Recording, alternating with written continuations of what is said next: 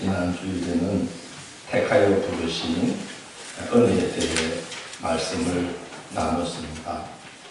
홍해를 갈라 길을 여신 것보다 더 기적 중의 기적, 신비 중의 신비는 나 같은 자를 하나님의 사람으로 택하여 부르실 때 순종하는 마음을 주신 것이라고 했습니다. 구약 시대에는 이스라엘을 하나님의 백성으로 택하여 부르셨는데 부르심의 목적이 제사장 나라가 되며 거룩한 백성이 되게 하려고 부르셨다고 하였습니다. 이스라엘로 하나님 나라의 모습을 만방에 드러내어 세상 만민이 그 모습을 보면서 하나님을 믿어 구원받게 하시려고 많은 사람을 주셔서 민족을 이루게 하시고 하나님 나라의 모습을 드러낼 수 있도록 하나님 나라의 법인 율법을 주셨고 세상 만민이 오가며 그 모습을 볼 수 있도록 남북의 나라들이 오며 가며 반드시 거쳐야만 하는 길목에 있는 땅 가나안을 선물로 예비해 놓으신 것을 지난 주일 함께 말씀을 나눴습니다. 하나님은 이스라엘을 택하여 부르신 목적을 이루시기 위해 먼저 애굽의 종살이에서 건져내셨습니다. 세상에 빠져 살던 우리를 신앙의 길로 불러내시듯이 이스라엘을 애굽의 종살이에서 불러내신 것입니다. 그것은 기적 중의 기적입니다. 애굽은 당시 세계 최강의 제국이었습니다. 노예로 있던 이스라엘이 애굽의 소나기를 벗어난다는 것은 불가능한 일입니다. 지금 전쟁으로 인해 기름값이 폭등해서 불편함이 점점 가중되고 있는데 그래도 지금은 대체 에너지원들이 있죠. 원자력, 태양광, 풍력, 수력으로 전기가 공급되니까 사회 전반의 시스템이 붕괴되지는 않고 있습니다. 당시 애국이라는 제국의 사회 전반의 시스템을 지탱하고 돌아가게 만들던 에너지원이 어디서 나왔겠습니까? 노예들입니다. 애국은 노예들의 노동력에 의지하고 있던 사회였습니다. 그러니 애국의 바로 왕이 이스라엘을 붙들고 놓아주려고 하지 않았던 것입니다. 이스라엘이 애국의 소나기에서 벗어날 수 있었던 것은 그러므로 사람의 힘으로 된 일이 아닙니다. 오직 하나님의 이름으로만 설명이 가능한 기적이요 신비요 은혜 중의 은혜인 것입니다.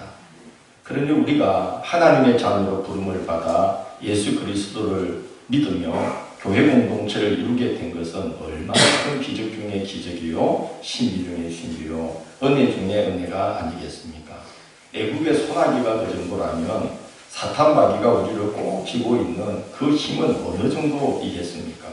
예수 그리스도의 십자가 보혈의 능력만이 죄와 사망 권세로 우리를 쥐고 있는 사탄 마귀의 소나기에서 우리를 건져낼 수 있는 것입니다. 그 사실을 히브리서 2장 14절로 15절은 이렇게 증거합니다. 생명의 말씀 1번입니다. 자녀들은 혈과 육에 속하였으며 그도 또한 같은 모양으로 혈과 육을 함께 지니심은 죽음을 통하여 죽음의 세력을 잡은 자 곧 마귀를 멸하시며 또 죽기를 무서워함으로 한평생 매여 종으로 다는 모든 자들을 놓아주려 하시니 이렇게 말씀합니다. 그러니 하나님께서 세상 가운데서 우리를 당신의 자녀로 택하여 부르시고 그 사탄 마귀의 소나기에서 예수 그리스도의 보혈의 그 피로서 우리를 건져내셔서 교회를 이루게 하시고 교회를 통해 하나님 나라의 모습을 드러내게 하심은 기적 중의 기적이요 신비 중의 신비요 은혜 중의 은혜가 아닐 수가 없는 것입니다. 그렇지만 겉으로 크신 하나님의 권능일지라도 이 마음대로 뜻대로 쉽게 되지 않는 일이 있다는 것입니다. 성경에 보면 그런 말씀들이 많이 증거되고 있습니다. 오늘 두 말씀만 보면요. 창세기 6장 6절, 누가복음 19장 41절로 42절, 생명의 말씀 2번에 이렇게 기록되어 있어요. 여호와께서 사람의 죄악이 세상에 가득함과 그의 마음으로 생각하는 모든 계획이 항상 악할 뿐임을 보시고 땅 위에 사람 지으셨음을 한탄하사 마음에 근심하시고, 또 예수님 말씀 이야기인데요. 가까이 오사 성을 보시고 우시며 이르시되 너도 오늘 평화에 관한 일을 알았더라면 좋을 뻔하였거니와 지금 내 눈에 숨겨졌도다. 전능하신 하나님께서 탄식하시고 예수님도 우십니다. 예루살렘 성을 보고 우셨다는 거죠. 네가 평화에 관한 일을 알았다면 얼마나 좋았을까. 예수님 지금도 우리 세계를 보시며 울고 계시지 않을까 생각합니다. 하나님께서 한마디만 하셔도 홍해가 좌우로 갈라지면서 길을 열어줬습니다. 바위 덩이가 물을 토해냈습니다. 하늘을 날던 메추가라기들이 땅으로 곤두발질 쳐서 살신성인으로 하나님의 뜻을 받들었어요.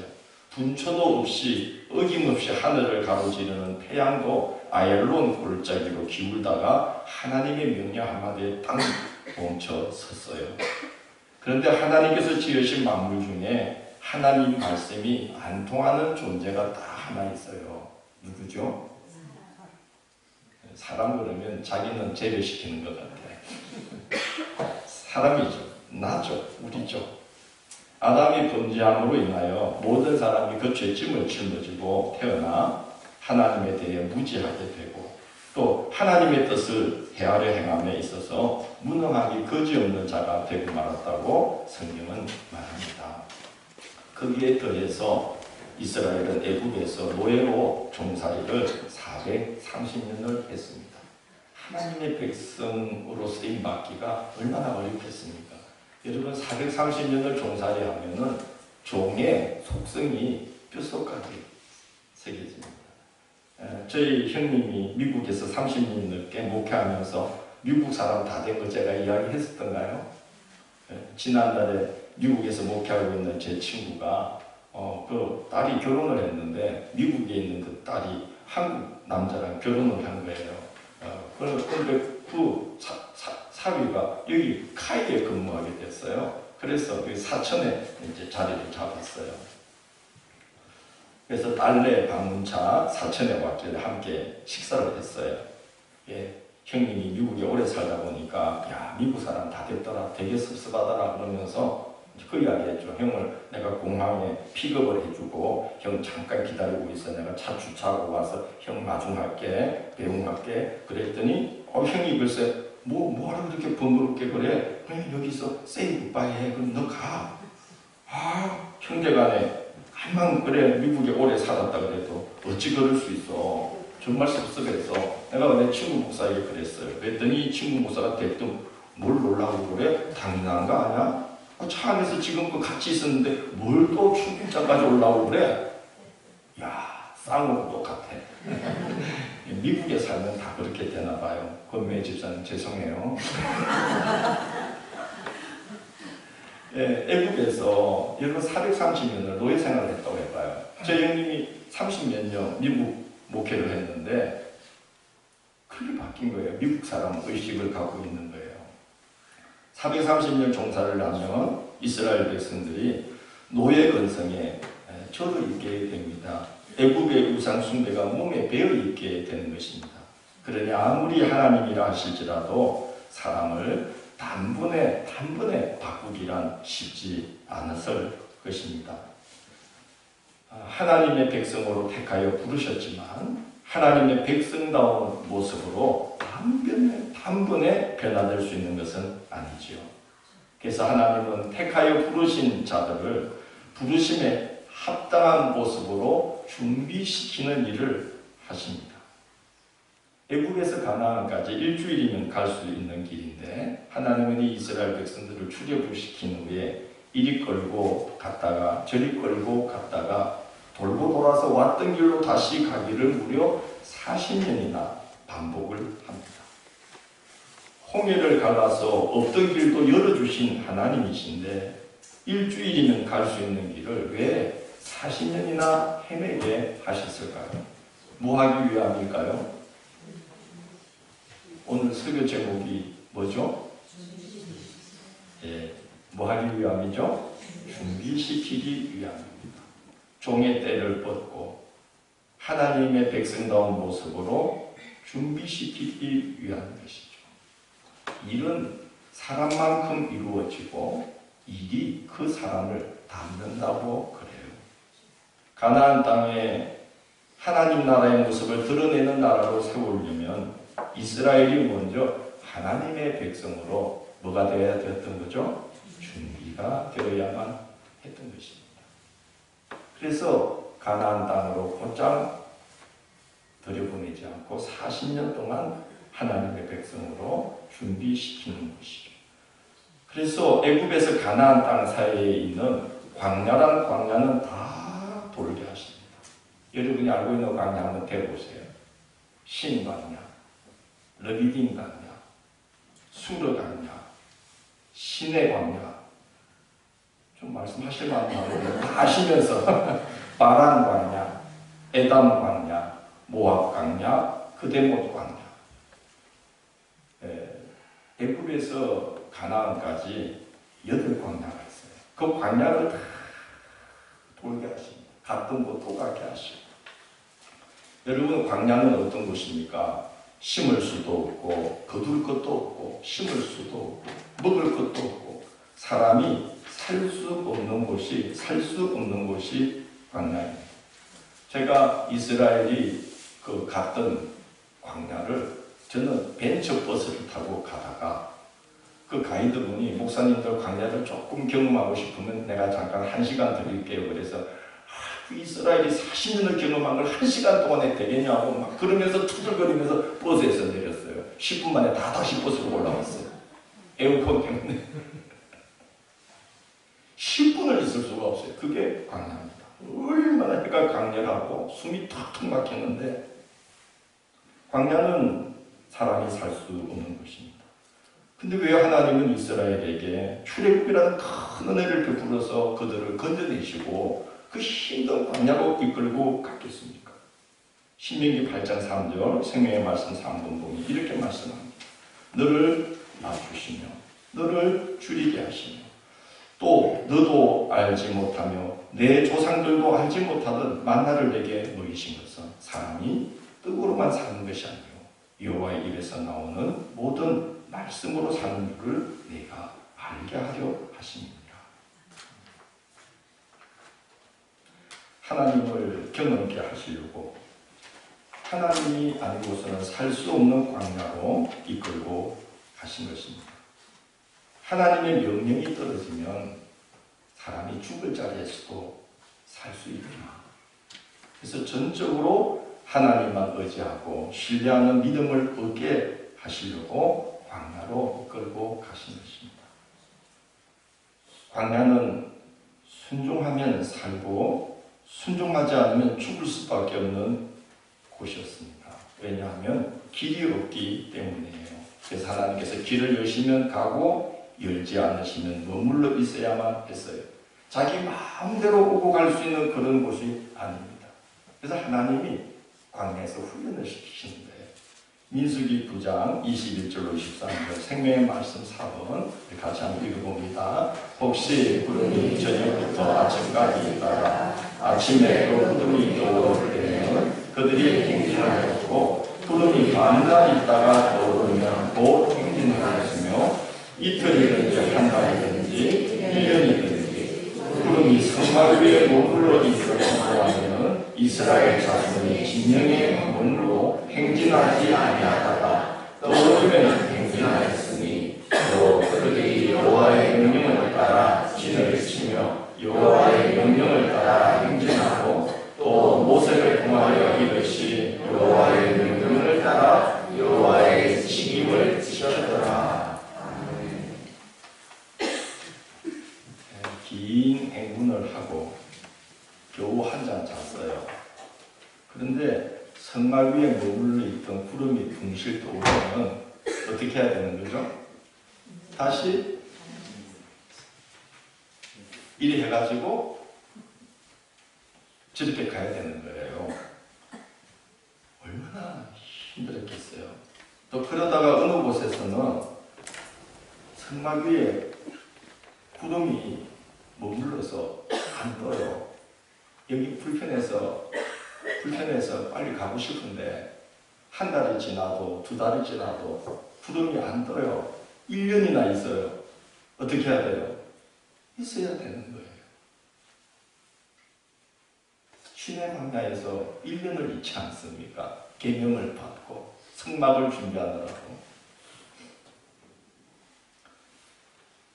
그러나 그들은 순종할 수밖에 없었어요. 왜냐하면 하나님의 인도하심을 따르지 않으면 전멸할 수밖에 없다는 것을 온몸으로 느낄 수밖에 없는 곳이 광야입니다. 그래서 순종하지 않을 수가 없었어요. 한두 사람만이 아니라 공동체적으로 순종하는 것을 훈련시키시는 것입니다. 하나님 나라의 모습을 드러내는 제사장 나라로 준비시키고 계시는 것입니다. 제사장 나라가 되는 것은 한두 사람의 변화로 가능한 것이 아니지 않습니까? 그래서 공동체적으로 준비시키시는 일을 계속 이어가셔요. 그 중 하나가 만나로 훈련을 또 시키시는 것입니다. 이스라엘 백성들이 신광야에 이르렀는데 그때가 애굽에서 나온 지 둘째 달 15일이 되던 날입니다. 자, 한번 생각을 해보세요. 애굽에서 나온 지 둘째 달 15일이 되었어요. 무슨 일이 생길까요? 미국에 유학 간 친구들이 2만 불 막 가지고 가서 야, 이건 1년을 살겠다 그러고 간대. 딱 2달 지나니까 그것도 다 쓰더래. 그래서 막 그 런던이 그 세탁소 가서 일하고 음식점 가서 일하고 막 그래요. 애굽에서 나온 지 둘째 달 15일 날 신광야에 이르렀어요. 어떤 일이 일어났죠? 애굽에서 바리바리 싸가지고 나온 것들이 똑 떨어졌어요. 여러분도 살면서 그런 경험 해보셨죠? 똑 떨어졌어요. 백성들이 왜 하나님 우리를 애굽에서 데리고 나와서 이 광야에서 죽게 합니까? 울며 불면서 모세와 아론을 원망하는데 하나님께서 믿기 어려운 약속을 하십니다. 출애굽기 16장 4절로 35절에 나오는 말씀인데 제가 몇 줄로 줄였어요. 생애의 말씀 5번 보라 내가 너희를 위하여 하늘에서 양식을 뭐같이 내리리니? 비같이 내리니 백성이 나가서 일용할 것을 날마다 거둘 것이라. 이같이 하여 그들이 내 율법을 준행하나 아니하나 내가 시험하리라. 여섯째 날에는 그들이 그 거둔 것을 준비할지니 날마다 거두던 것에 갑절이 되리라. 무리가 아침마다 각 사람은 먹을 만큼만 거두었고 햇볕이 뜨겁게 쬐면 그것이 서러졌더라. 사람이 사는 땅에 이르기까지 이스라엘 자손이 40년 동안 만나를 먹었으니 곧 가나안 땅 적경에 이르기까지 그들이 만나를 먹었더라. 이제 2달 15일이 되어서 똑 떨어졌는데 하나님이 말씀하시고 그 다음날 정말 아침에 탁 나가보니까 바닥에 가시 같은 좁쌀 같은 게 쭉 떨어져 있었어요. 그래서 그 사람들이 히브리 말로 만 그랬어요. 만이 뭔지 아십니까? 영어로 what? 이게 뭐지? 그랬어요. 만? 그래서 우리가 그걸 뭐라 불러요? 예, 만나 이렇게 된 거죠. 만? 그래서 이게 뭐지? 그게 하나님께서 이게 뭐지? 하는 걸 내려줬는데요. 이게 신기해요. 아침에 일찍 일어나서 하늘로부터 이제 이게 하나님 은혜의 양식을 주시기를 다 기다려야 이게 있는 거예요. 해가 뜨면 어떻게 돼요? 매일같이. 그러니까 이제 어떻게 해야 돼요? 아침마다 일찍 일어나서 어딜 쳐다봐야 돼요? 하늘을 쳐다봐요. 훈련시키는 거예요. 준비시키는 거예요. 하나님을 바라보는 훈련을 시키는 거예요. 하늘을 바라보면 하나님께서 날마다 양식을 뭐같이? 비같이 쏟아부어 주신다는 것을 경험케 하는 거예요. 그러니까 하나님 믿고 뭐만 불리면 돼요? 입만 불리면 돼요.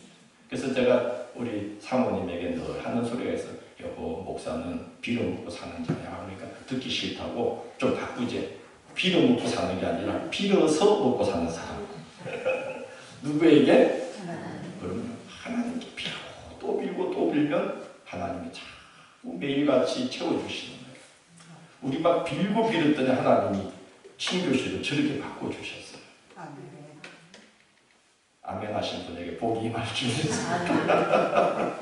할렐루야. 아멘. 빌고 빌면 뭐같이? 비같이. 부족함 없이 지면에 쌓이고. 그래서 이스라엘 백성은 그때부터 매일 아침 하루의 첫 시간에 밖으로 나와서 하늘을 바라보는 훈련을 몇 년 동안? 예, 새벽 기도를 3개월 하면 3년도 할 수 있게 돼요. 3년 하는 사람은 30년도 하게 돼요. 훈련을 시키는 거예요. 만나는요, 딱 필요한 만큼만 거둬야지 욕심부려서 많이 가져가면 어떻게 되죠? 냄새가 나고 썩어요. 하나님께서 일용할 양식을 준비하신다는 믿음의 백성으로 하나님이 준비시키시는 것입니다. 믿으면, 왜? 믿으면 주셔요. 만나는 희한하게 6째 날에 2몫이 내려요. 왜 그렇습니까? 예, 이스라엘로 치자면 안식일을 지키도록. 그래서 안식일에는 밖에 나가서 죽지 않아도 편안히 쉬면서 2몫을 주신 걸 먹고 하루를 편안히 지내면서 하나님께 감사할 수 있도록 6째 날에는 2몫을 주시는 거예요. 그래서 어떤 사람이 7째 날 가서 더 많이 얻으려고 7째 날 딱 나갔더니 거기에 만나가 없었어요. 우리로 치자면 주일 성수를 훈련시키는 거예요. 그래서 가나안 땅 접경지인 모압에 이르자 만나가 그쳤습니다. 심고 거둘 수 있는 땅에 이르렀기 때문이죠. 그래서 이제 그 출애굽기를 보면 모세가 모압 접경지에 이르러서 지난 여정 40년 동안 거쳐왔던 지명들을 쭉 백성들 앞에서 열거합니다. 그 왜 열거하는 겁니까? 만나를 내리신 하나님의 은혜로 그 험한 여정을 다 건너왔음을 백성들 앞에 전가하고 있는 겁니다. 그때 그 땅에서, 그때 그 땅에서, 그때 그곳에서 우리가 다 살게 해주셨다는 거예요. 만나는 훈련의 음식인지라 맛있는 것이 아니었고 풍족한 것도 아니어서 매일 똑같은 음식을 40년을 먹었어요. 사실은 얼마나 힘들었겠습니까? 그렇지만 그것이 아니었다면 죽을 수밖에 없는 광야에서 생존할 수 있게 하셨기 때문에 지난 여정을 돌아보면서 모세는 백성들 앞에서 야, 저 말이지 우리가 죽을 고생을 했다. 만나를 지겹도록 먹었다. 그러지 않고 모든 것이 다 하나님의 은혜였습니다. 그러면서 지난 그 지명을 하나하나 다 백성들 앞에 언급을 합니다. 우리는 이 죽을 자리에서 우리가 하나님의 은혜로 살았습니다. 그렇게 감사하면서 광야의 여정에 마침표를 찍는 장면이 나와요. 그렇습니다. 하나님은 택하여 부르신 자를 부르심의 목적에 합당한 모습으로 준비시켜 주십니다. 책임져 주시는 분입니다. 바울 사도는 자신을 준비시키신 하나님의 은혜를 이렇게 증거합니다. 갈라디아서 1장 15절로 17절 생애 말씀 6번 함께 읽어봅니다. 내 어머니의 혀로부터 나를 택정하시고 그의 은혜로 나를 부르십니다. 그의 아들을 이방에 전하기 위하여 그를 내 속에 나타내시기를 기뻐하셨을 때에 내가 내 혈육과 의논하지 아니하고 또 나보다 먼저 사도된 자들을 만나려고 예루살렘으로 가지 아니하고 아라비아로 갔다가 다시 다메섹으로 돌아간다.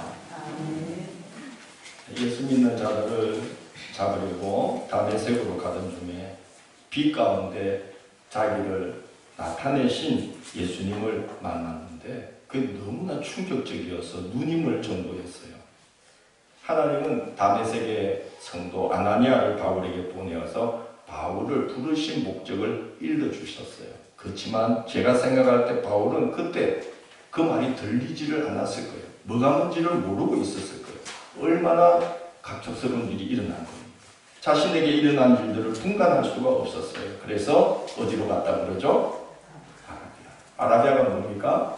광야로 가는 거죠. 거기서 수년을 머물면서 자신에게 일어난 일을 정리하는 그런 시간을 가졌던 것 같습니다.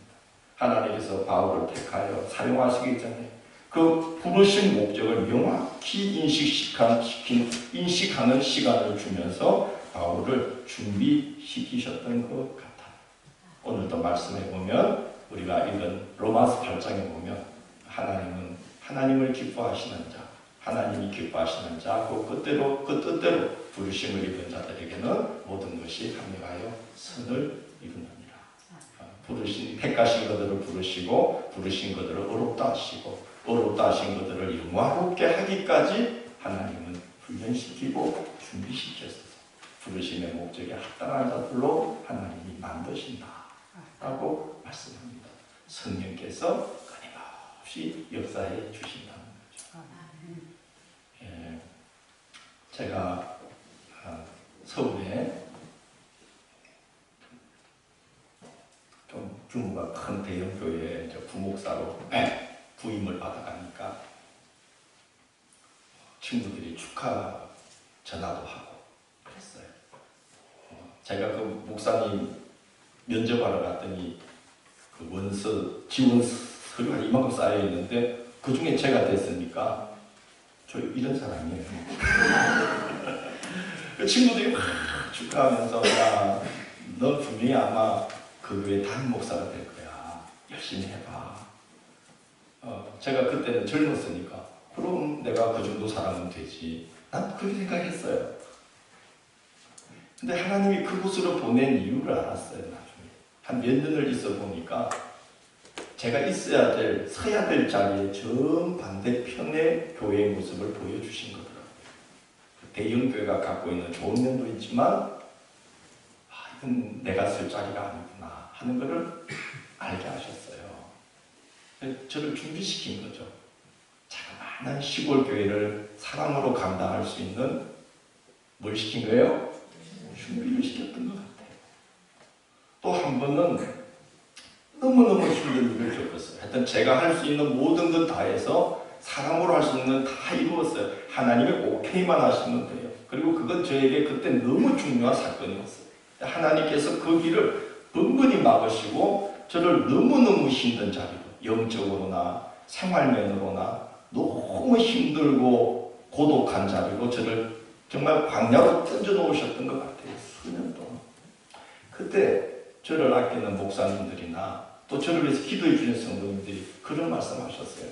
김 목사님, 이렇게 목사님이 힘든 가운데 계신 거는 하나님께서 목사님을 큰 종을 만드시려고 그러는 겁니다. 그랬어요. 또 저는 그때도 그 말을 믿었어요. 내가 여기도 순복음 정도 되는 교회를 이제 할 수 있는 준비를 시키는 거구나. 근데 제가 그 수년의 기간을 통해서 하나님께서 저에게 준비시킨 것은 큰 교회를 감당하는 능력이 아니라 아주 작은 교회일지라도 그게 얼마나 소중한 자리인지를 뼈저리게 깨닫게 하는 훈련을 시키셨던 것 같아요. 그래서 작은 교회일지라도 큰 사랑을 쏟아서 감당할 수 있는 그런 마음을 그때 하나님이 준비시켰다는 생각이 듭니다. 지난주에 말씀드렸잖아요. 택하여 부르신 것만으로도 이 자리에 나를 불러 있게 한 것만으로도 감당할 수 없는 큰 은혜다. 그걸 이제 알게 하시는 거죠. 큰 교회, 작은 교회, 그게 중요한 게 아니라 작은 교회일지라도 큰 사랑을 쏟아서 감당하는 것. 바로 그걸 하나님이 준비시키셨다. 그런 생각이 듭니다. 그래서 제가 여러분을 만나서 20년 넘게 있을 수 있었던 것 같아요.